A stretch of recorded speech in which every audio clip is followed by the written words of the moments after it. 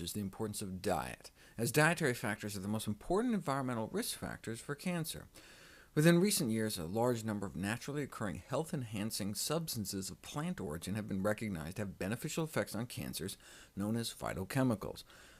Yes, beans, chickpeas, split peas, and lentils are packed with all sorts of nutrients we need, but the reason they may protect against several degenerative diseases may be due to non-nutritive compounds in plants, or even so-called anti-nutrient compounds like phytates.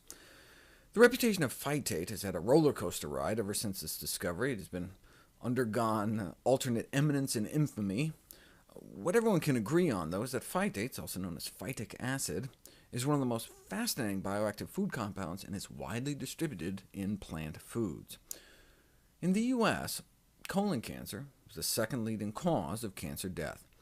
But in some parts of the world, they've had just a tiny fraction of our rates, with the highest rates reported in Connecticut and the lowest in Kampala, Uganda. The famous surgeon Dr. Burkitt spent 24 years in Uganda, and most of the hospitals in Uganda he contacted had never even seen a case of colon cancer. Noting they live off diets centered around whole plant foods, he figured that maybe it was the fiber that was so protective. Studies like this, though, called that interpretation into question. Danes appear to have more colon cancer than Finns, yet Danes consume almost twice the dietary fiber. What else, then, could explain the low cancer rates among plant-based populations? Well, fiber isn't the only thing only found in whole plant foods missing from processed and animal foods. Maybe it's the phytate. Dietary phytate, rather than fiber per se, might be the most important variable governing the frequency of colon cancer. As we know, phytate is a powerful inhibitor of the iron-mediated production of hydroxyl radicals, a particularly dangerous type of free radical.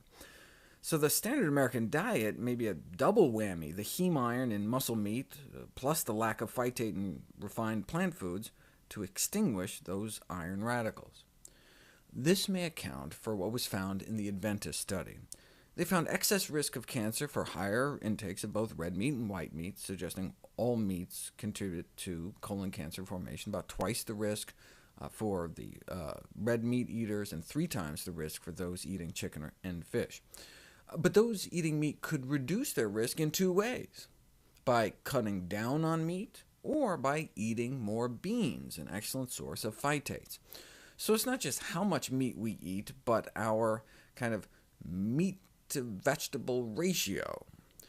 Between the 2 extremes, high vegetable and low meat diets versus high meat and low vegetable diets, a risk ratio of about 8 appears to exist, sufficient to explain a substantial part of that international variation in the incidence of colorectal